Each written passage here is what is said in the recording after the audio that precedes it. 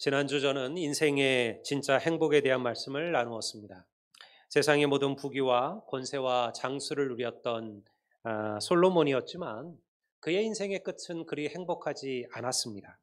단순히 행복하지 않았다가 아니라 그의 고백처럼 헛되고 헛되며 헛되고 헛되다. 이것이 솔로몬의 고백이었죠. 전도서의 마지막에서 솔로몬은 유일하게 헛되지 않은 것 하나가 있다. 그것이 바로 여호와를 경외하며 살아가는 삶. 여러분, 그 삶만이 헛되지 않은 행복한 길이다. 여러분, 우리가 지난주에 나누었던 말씀이 그러합니다. 인생의 끝자락에서 하나님의 백성들을 진정으로 행복하게 해주는 것은 하나님을 향한 우리의 믿음과 신뢰인 줄로 믿습니다. 왜 그럴까요? 우리가 유한한 인생을 살아가기 때문에 그래요. 우리가 영원히 산다면, 우리가 한 500년 산다면요, 우리가 한 1000년 산다면요, 여러분들 다를지 몰라요. 하지만 우리는 강건하게 살아야 80이요. 여러분들 하나님께 정해진 우리의 세수가 120이라 여러분들 아무리 오래 살아도 우리는 그 나이를 넘지 못하죠. 그리고 정말로 강건하게 살아갈 수 있는 나이는 80이라 성경이 기록합니다. 언젠가 우리가 하나님 앞에 서게 될 때가 옵니다.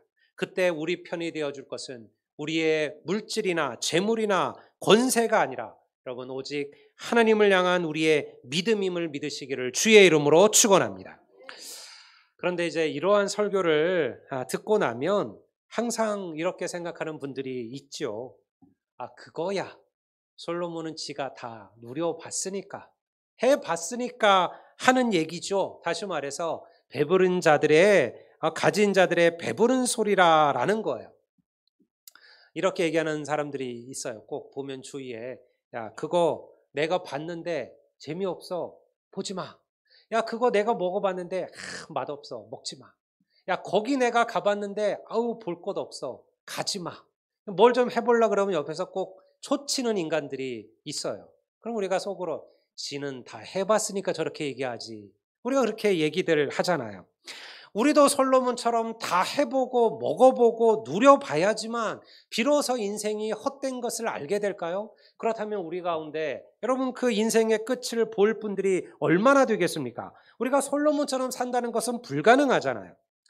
제가 지난주에 이 솔로몬에 대한 설교를 끝나고 나니까 누가 웃으면서 저한테 그러더군요. 목사님, 저도 좀 솔로몬처럼 좀 부귀 권세 영화 다 누리고 나서 나중에 제가 하나님께로 돌아오면 안 될까요? 아마 사람들은 그런 마음이 있어요. 어차피 구원받는다니까 막판에 회개해도 그냥 좀 세상에서 내 맘대로 폼나게 내 즐거운 대로 살다가 그냥 인생 끝날 때 돼서 그때 회개하고 하나님 만나고 천국 가면 되는 거 아닌가. 그럴 수 있겠죠. 하나님은 그런 이들도 용서하시고 그런 이들도 그들이 주의 십자가를 붙든다면 분명히 다시 구원의 길로 인도하실 겁니다. 그런데요. 사실 우리는 그렇게 살기가 어려워요. 그런 이들은 하나님 주시는 매 순간순간의 놀라운 은혜와 축복과 행복을 경험하지 못하고 살기 때문에 그렇습니다. 그래서 사실은 솔로몬의 이야기가 진실이지만 때로 우리들을 설득하지 못할 때가 많아요. 왜냐하면 그의 삶이 보통 사람들의 삶과 너무 다르기 때문에 그렇습니다. 그래서 제가 오늘 또 다른 한 사람의 이야기를 하려고 합니다. 아무것도 가지지 못했고 아무 힘도 없었으며 아무것도 누려보지 못했지만 그럼에도 행복했고 그럼에도 감사했으며 그럼에도 기뻐하며 살았던 한 사람이죠. 그가 행복했다면 우리도 행복할 겁니다. 바로 그 사람의 이름은 바울입니다. 우리가 오늘 읽은 이 디모데 후서는요, 바울이 인생의 말년에 쓴 서신 편지입니다. 사랑하는 영적 아들이자 동역자였던 디모데에게 이 편지를 썼습니다. 바울은 솔로몬과는 전혀 다른 정반대의 삶을 살았어요. 물론 바울도 폼나게 살고 성공한 사람으로 살 수 있는 기회는요 얼마든지 있었습니다. 그는 백성들의 존경을 받는 바리새인이었습니다. 그리고 유대교의 역사상 지금도 유대교의 역사상 3대 랍비 중에 하나라고 불리는 가말리엘이라는 랍비 밑에서 공부했던 이가 바울이었습니다. 그는 헬라어에 능통했으며 그리고 수사학의 전문가였어요. 그가 만약 그리스도인이 되지 않았다면 세상적으로 분명히 바울은 성공한 인생을 살았을 거예요. 그 많은, 생각해 보세요. 우리 성경의 대부분은 바울이 쓴 성경 아닙니까? 그 많은 성경을 쓰고 여러분들 전 세계에 그리스도의 교회를, 주의 교회를 세웠던 그의 능력을 생각해 본다면 아마 그는 역사에 남을 만한 유대교회의 랍비가 되었을 겁니다. 그런데 한 광야길에서 바울이 주님을 만나고 그의 인생이 완전히 바뀌기 시작했어요. 예수님을 몰랐다면 오히려 성공하여 잘 살 수 있었던 그가 예수님 때문에 고난과 환난의 길을 걸어가기 시작을 했어요. 바울의 삶은 온통 고난의 연속이었죠. 예수님을 전하기 위하여 가는 곳마다 핍박을 받고 멸시를 받고 고난을 받았어요. 우리가 고린도후서 6장 4절과 5절 말씀을 한번 보겠습니다. 제가 읽어보겠습니다. 이 바울의 고백이에요. 오직 모든 일에 하나님의 일꾼으로 자천하여 많이 견디는 것과 환난과 궁핍과 고난과 매맞음과 갇힘과 난동과 수고로움과 자지 못함과 먹지 못함 가운데서도 바울이 지금 자기의 삶을 이렇게 표현하는 거예요. 내 삶이 이러했다라는 거죠. 여러분, 세상의 기준으로 보면 행복한 사람일 수 없잖아요. 먹지도 못하고 자지도 못하고 매일 두들겨 맞고 여러분들 매일같이 궁핍하게 살아가는 삶이 어찌 행복한 삶일까요? 그런데 바울이 이 이야기의 결말에서 뭐라고 얘기하는지 알고 계신가요? 9절과 10절을 우리가 한번 다 같이 읽어보겠습니다.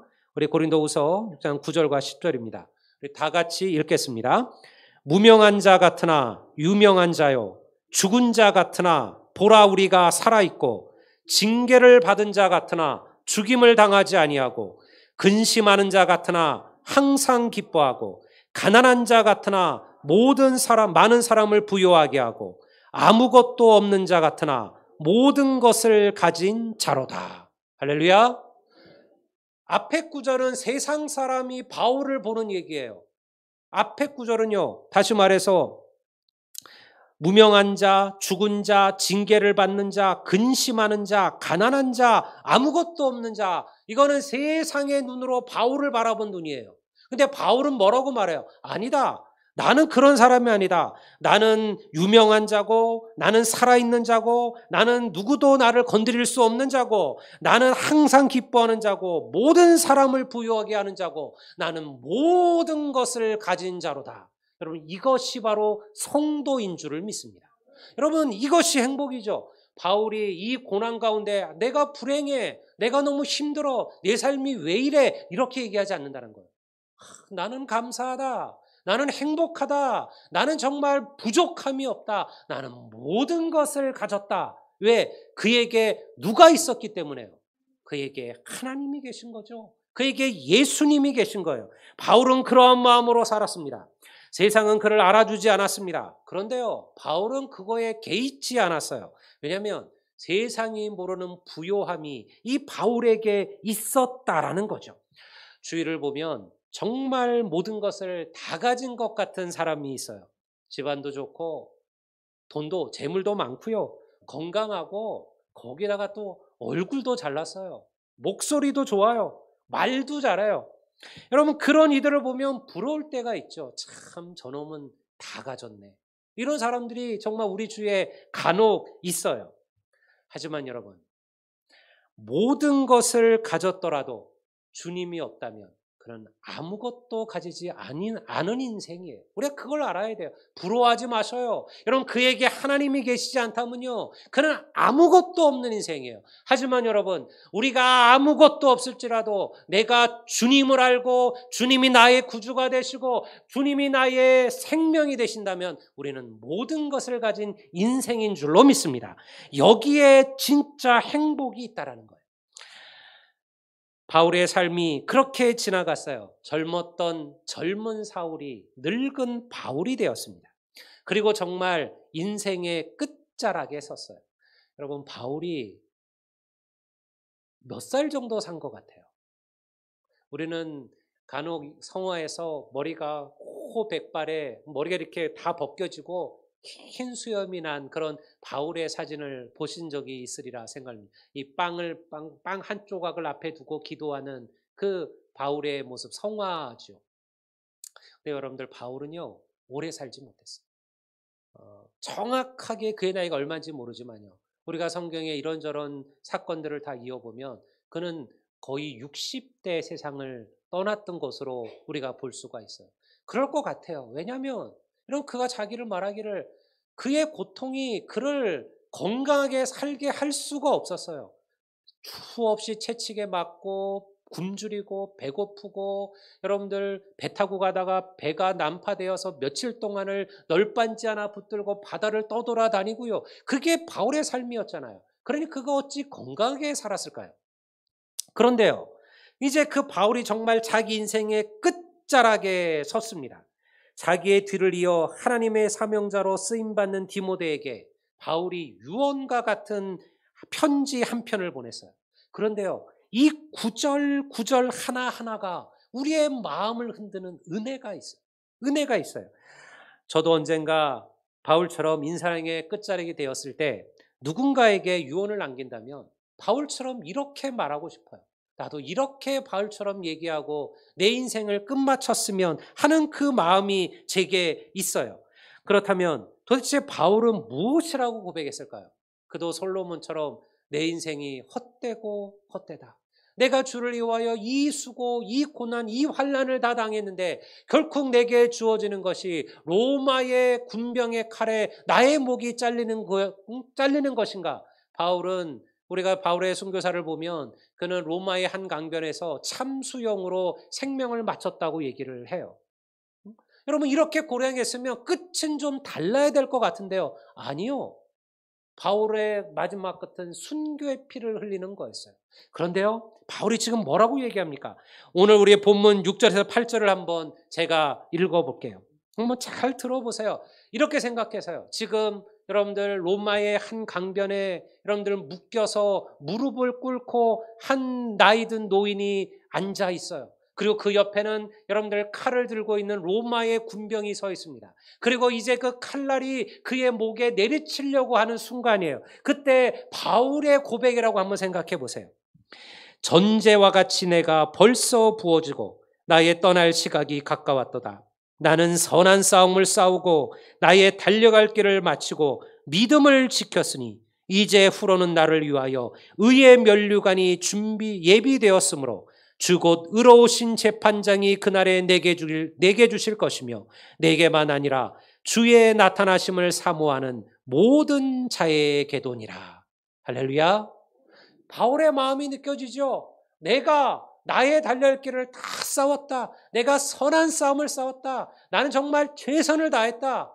이제는 나를 위하여 하나님께서 영광의 면류관, 의의 면류관을 나를 위하여 준비하고 계시리라.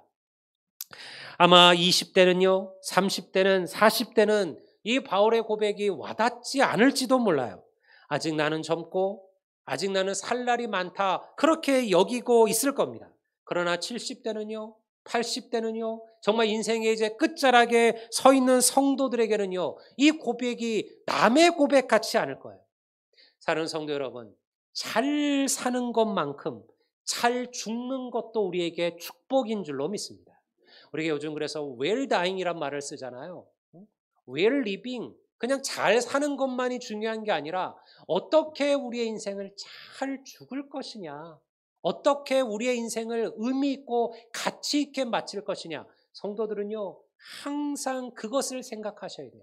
내가 하나님 앞에 갈 때 내가 어떤 마음, 어떤 모습, 어떤 모양으로 하나님 앞에 갈까? 여러분 이것이 우리의 기도의 제목 가운데 하나가 돼야 돼요. 별짓을 다 하고 별 좋은 것을 다 먹고 최고의 의학 기술의 도움을 받는다고 해도요, 결국 우리는 세상을 떠날 때가 와요. 여러분 삼성의 세계 최고 갑부 중에 한 사람이었던 이건희 회장님도 결국 떠났잖아요. 여러분 그가 돈이 없었겠습니까? 돈이 없어서 세상을 떠났을까요? 그가 마음만 먹는다면 세상에 가장 좋은 의사, 세상에 가장 좋은 병원 못 사드릴까요? 그래도요, 그 수명은 어찌할 수 없는 거예요. 하나님께서 언젠가 우리를 부르실 때가 온다라는 거예요. 여러분들, 그때 여러분들은 여러분의 자녀들에게, 믿음의 성도들에게, 내가 사랑하는 사람들에게 무엇이라 이야기하시겠어요? 여러분이 바울처럼 고백하셔야 되지 않겠습니까? 나는 선한 싸움을 싸우고 나의 달려갈 길을 마치고 믿음을 지켰으니. 여러분, 이 고백이 우리의 고백이 되기를 주의 이름으로 축원합니다. 바울은요, 평생 싸웠어요. 하나님을 대적하는 이들과 싸웠고 악한 권세들과도 싸웠습니다. 사단과의 영적인 싸움을 싸웠고요. 연약한 자기 자신과도 바울은 계속 싸워야만 했어요. 하지만 이 싸움은 하나님이 기뻐하시는 선한 싸움이었음을 믿습니다. 여러분들은 오늘 어떤 싸움을 싸우고 계신가요? 여러분들은 지금 싸우고 계신가요? 여러분들의 믿음을 지키기 위하여, 여러분들 더 나아가기 위하여, 하나님을 기쁘시게 하기 위하여, 하나님을 만족하기 위하여 여러분들은 이 싸움을 싸우고 계신가요? 오늘 우리의 싸움은 어떤 싸움인가요? 하나님을 위한 싸움, 하나님이 기뻐하시는 싸움인가요? 아니면 그저 나의 욕심, 나의 체면, 나의 자존심을 위한 싸움은 아니신가요? 여러분, 교회를 위하여 싸우십시오. 주를 위하여 싸우십시오. 악한 권세들과 맞서 싸우십시오. 이것이 선한 싸움인 줄을 믿습니다. 세상에 싸우는 게 좋을 리가 누가 있을까요? 하지만 성도는요, 반드시 싸워야 되는 싸움이라는 게 있어요. 에베소서 6장 12절을 제가 한번 보겠습니다. 우리의 씨름은, 우리가 예전 성경을 보면 우리의 싸움이라고 되어 있어요. 우리의 싸움은 혈과 육을 상대하는 것이 아니요 통치자들과 권세들과 이 어둠의 세상 주관자들과 하늘에 있는 악한 영들을 상대함이라. 우리의 싸움은 이런 싸움이라는 거예요. 이게 선한 싸움이에요. 사단은 끊임없이 성도들, 여러분들을 흔들고 넘어뜨리려고 할 겁니다. 여러분 안에 의심의 불화살들을 쌓아둘 거예요. 야, 너 이렇게 교회 다니는 거 뭔 의미가 있느냐? 너 교회 가봤자 무슨 은혜를 받느냐? 너 그러면서 단을 피도 있느냐? 네가 예수 믿는 사람이라면 네가 이렇게 살아도 되느냐? 아마 끊임없이 우리 안에 이러한 의심의 불화살들을 쏘아둘 겁니다. 누군가를 미워하게 하고 누군가를 원망하게 만들 거예요. 여러분 안에 있는 평안을 빼앗아가려 할 겁니다. 주님을 향한 헌신을 그만두도록 여러분들을 시험할 거예요. 기도와 말씀을 멀리하게 만들려고 할 것이며 세상의 것에 우리의 마음이 가도록 할 것이며 달콤한 죄악으로 우리를 시험할 거예요. 여러분, 그때 여러분 멈추지 말고 주님을 붙들고 이 선한 싸움을 싸워가시기를 주의 이름으로 축원합니다. 물러서시면 안 돼요. 포기하시면 안 돼요. 안타까운 것은 많은 성도들이 너무 쉽게 이 싸움을 포기한다라는 거예요. 우리가 우리 대장 대신 예수님을 붙들고 그리고 우리가 싸우면 반드시 주께서 우리로 이 싸움에 승리하게 하실 줄을 믿습니다. 그래서 바울은요, 헛되다라고 말하지 않은 거예요. 비록 그의 삶이 고난과 환난의 연속이었지만 그는 기뻐했습니다. 그는 감사했습니다. 그는요, 즐거워했죠. 재물도 부귀도 장수도 그에게 없었지만 그가 걸어간 삶은 하나님과 함께하는 삶이었어요. 사랑하는 성도 여러분, 우리의 삶은요, 이 땅에서 끝나는 것이 아니에요. 믿음의 길을 걸어가는 것이 어렵죠. 왜 쉬울까요? 왜 모를까요? 여러분, 저라고 그것을 왜 모를까요? 저야 목사잖아요. 그리고 이게 내 일이잖아요. 저는 이 일 때문에 여러분들 성도들의 그 귀한 사례도 받잖아요.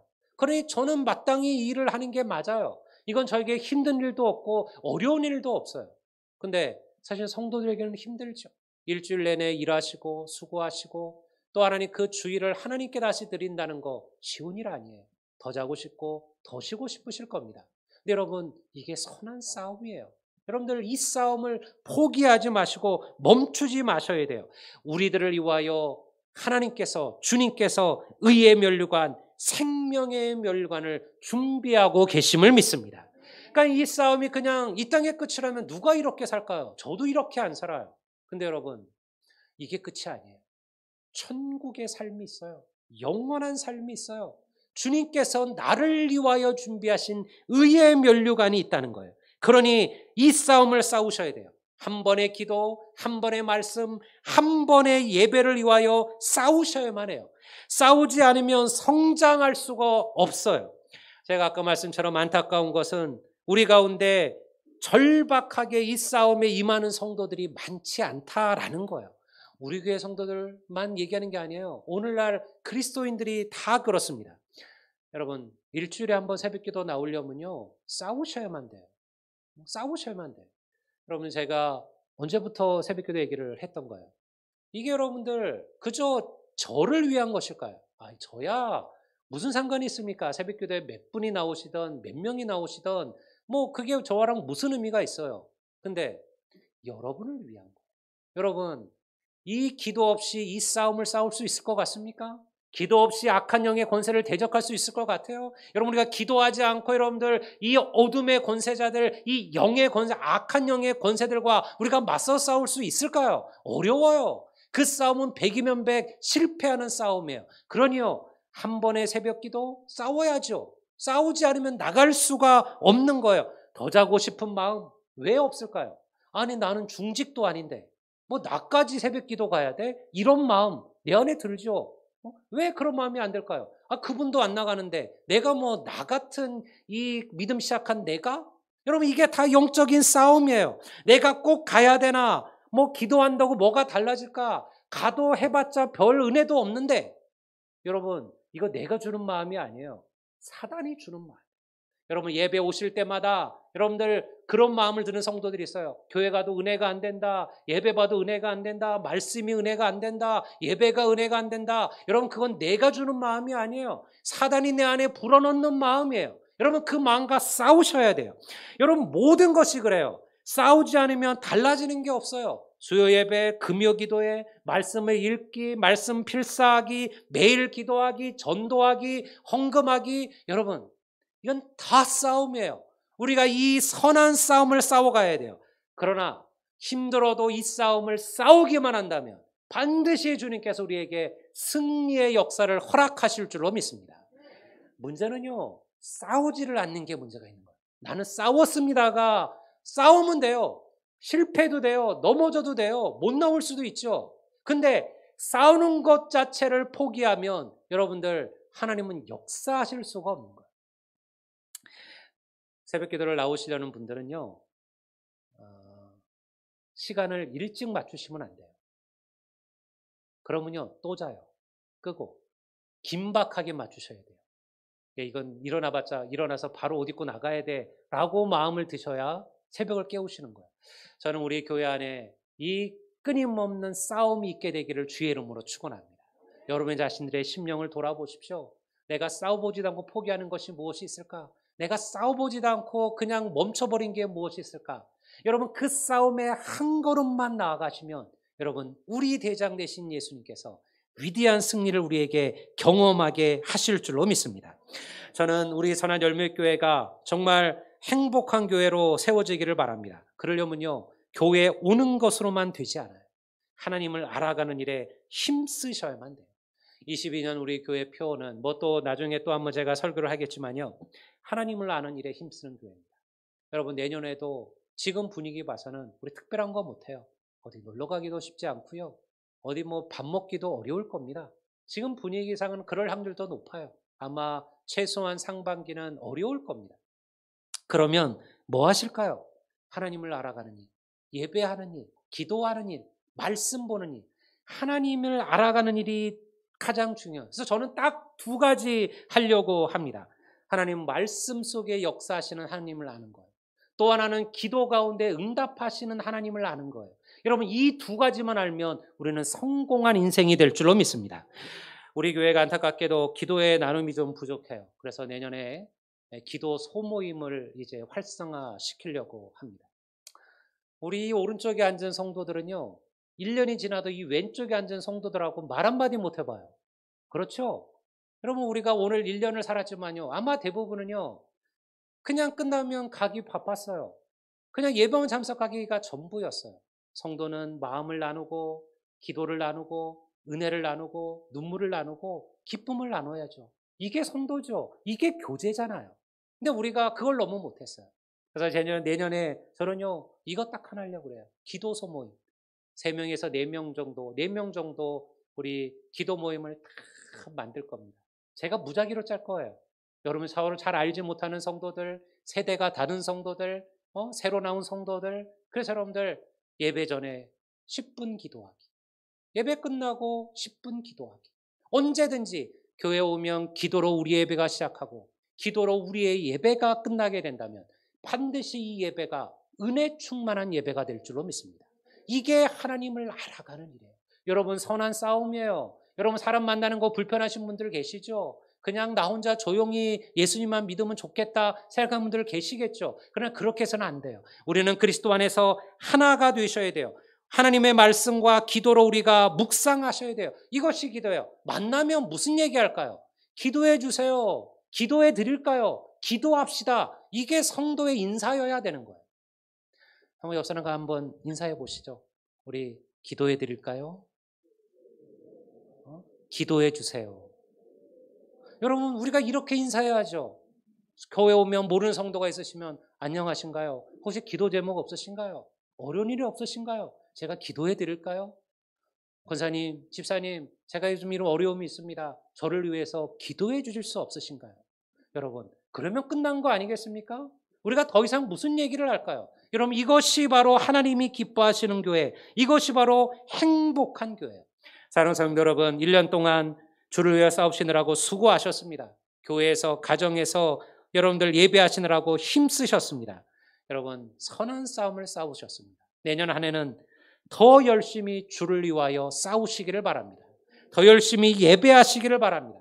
더 열정 있는 예배자로 세워지게 되신다면 여러분 언젠가 하나님 앞에 서는 그날 우리도 나를 위하여 준비해 내오신 그런 의의 면류관, 영광의 면류관을 받는 놀라운 축복이 우리 성도들에게 임하게 되시기를 주의 이름으로 축원합니다.